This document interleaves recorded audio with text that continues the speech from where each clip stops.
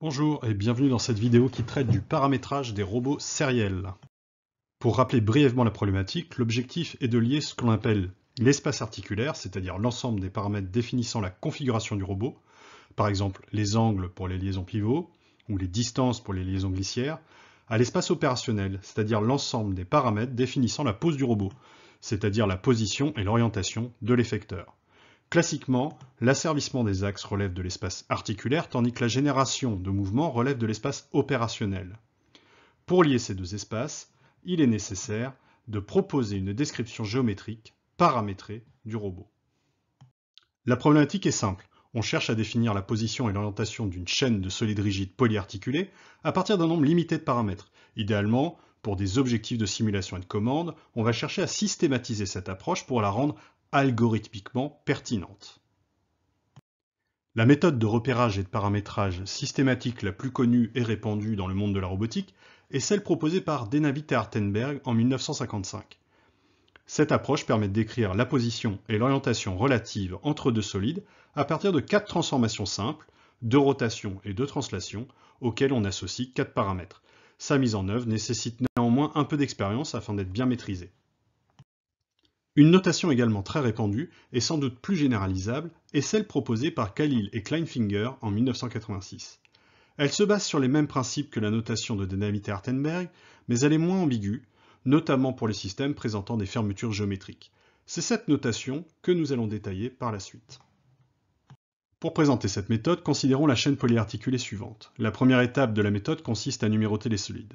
On associe au solide bleu l'indice I-2, au solide beige l'indice I-1 et au solide rose l'indice I. On associe ensuite à chacune des liaisons élémentaires un axe ZI, I correspondant à la liaison entre le solide I-1 et le solide I. On remarque que tous les axes de liaison sont alors des axes Z. On ajoute à chacun de ces axes ZI un axe XI en respectant la règle XI orthogonale à ZI et ZI plus 1.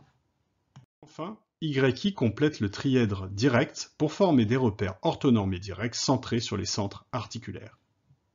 Sur la base de ces définitions de repères, on peut aisément obtenir les paramètres de transformation correspondants. Tout d'abord, l'angle αi est l'angle entre ZI et ZI-1 autour de XI-1. Ensuite, DI est la distance le long de XI-1 entre ZI-1 et ZI. RI est la distance le long de ZI entre XI-1 et XI. On remarque que RI est le paramètre articulaire, donc le paramètre variable, pour les liaisons prismatiques, donc les liaisons glissières. Enfin, θi est l'angle entre les vecteurs XI-1 et XI autour de ZI. On remarque qu'il s'agit du paramètre articulaire pour les liaisons rotoïdes, donc les liaisons pivots.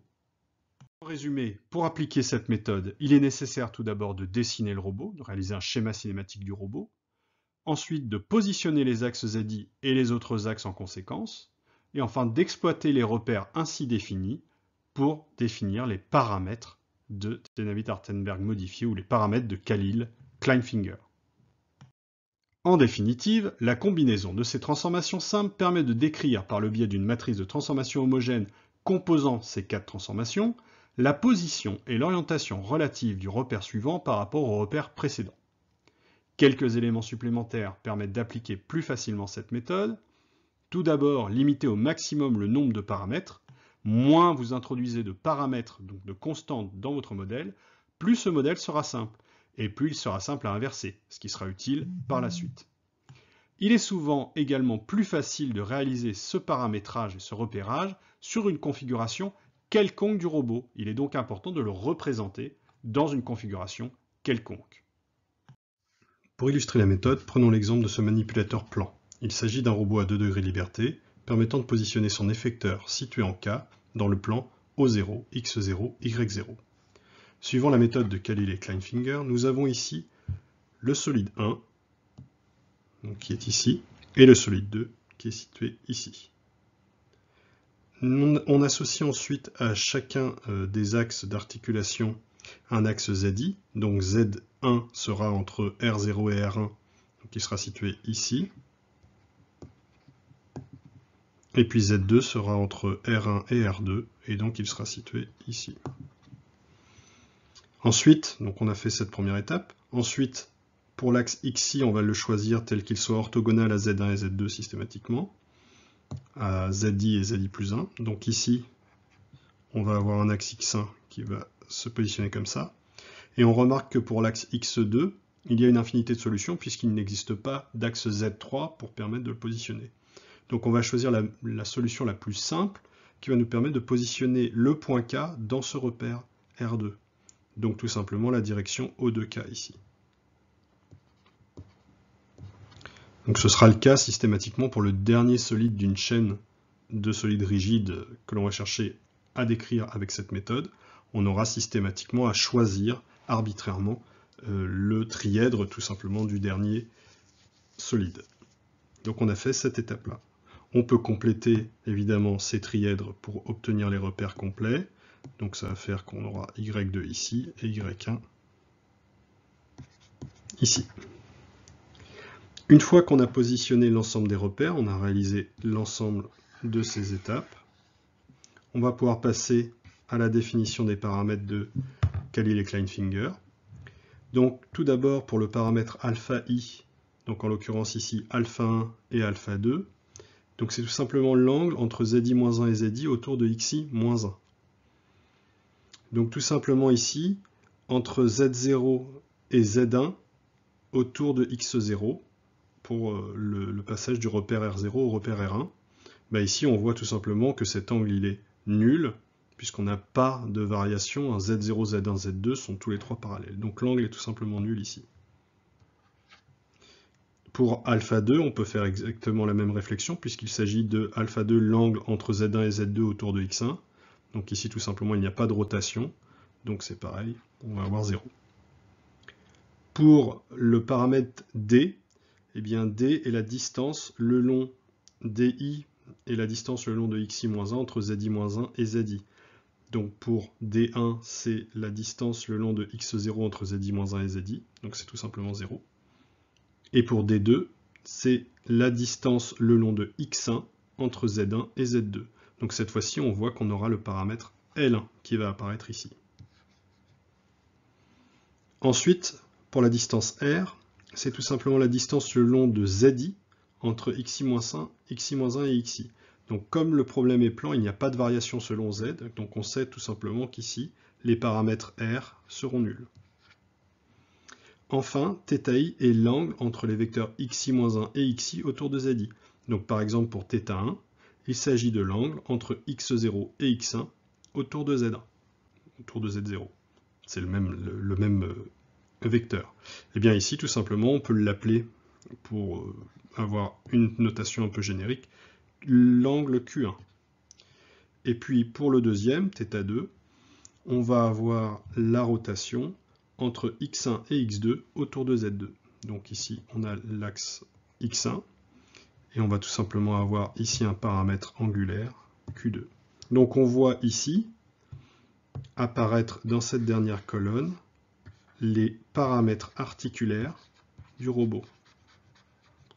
Tout simplement les paramètres qui définissent l'état des articulations.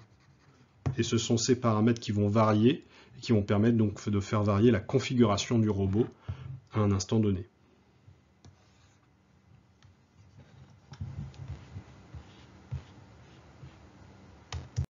À présent, nous pouvons prendre le cas de ce manipulateur à 3 axes cette fois-ci. Donc on voit qu'il y a 3 axes qui permettent de positionner la pince de ce robot, et puis on a une pince, un dernier axe qui est juste la pince du robot, qui ne sert pas à positionner le robot, hein, qui sert juste à actionner la pince. Alors on remarque de manière préliminaire que la représentation du robot qui est proposée ici et le schéma cinématique sont dans une configuration particulière du robot qui le rendent plus difficile à repérer. Néanmoins, on va quand même essayer d'appliquer la méthode sur cet exemple. Nous allons procéder par étapes en partant de l'origine du robot pour aller vers son effecteur.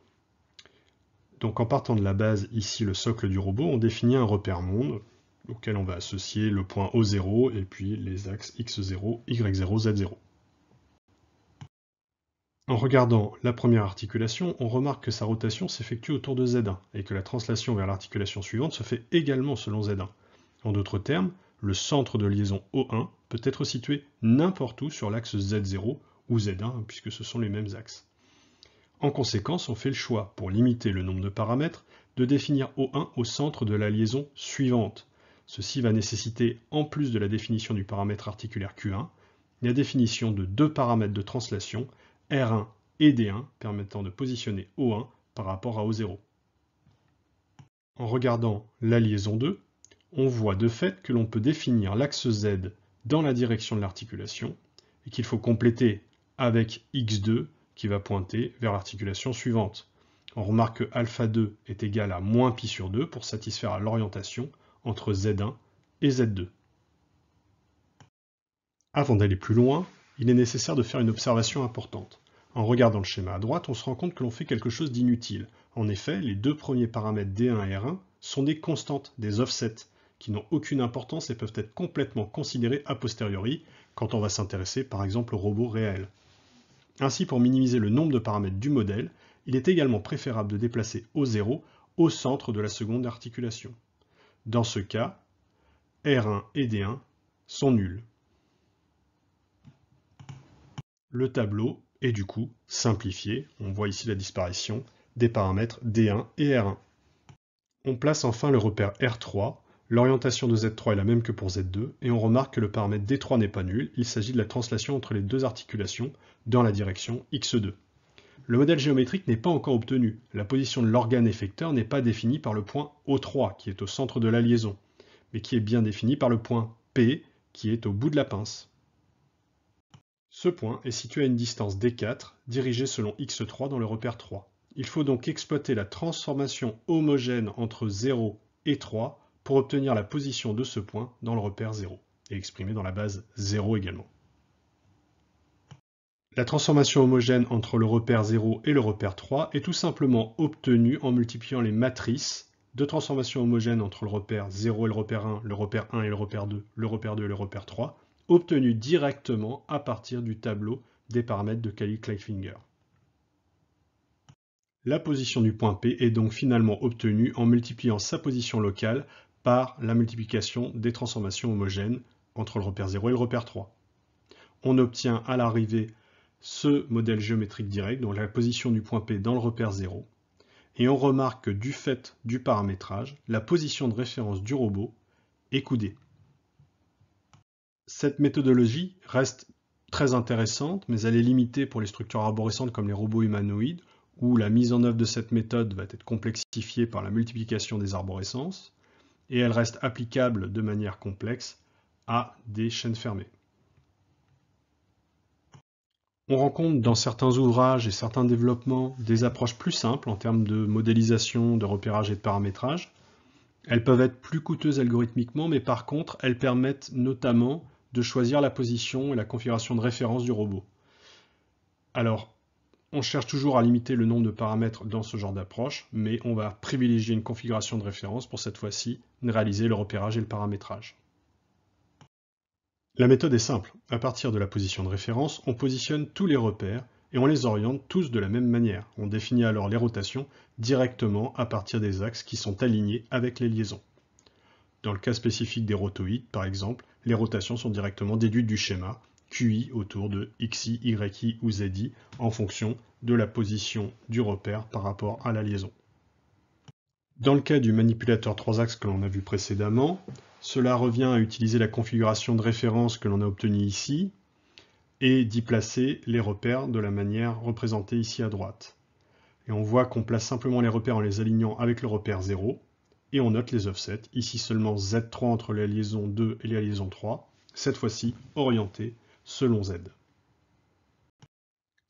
La position du point P dans le repère 0 s'obtient de la même manière que pour la méthode de Cayley-Kleinfinger.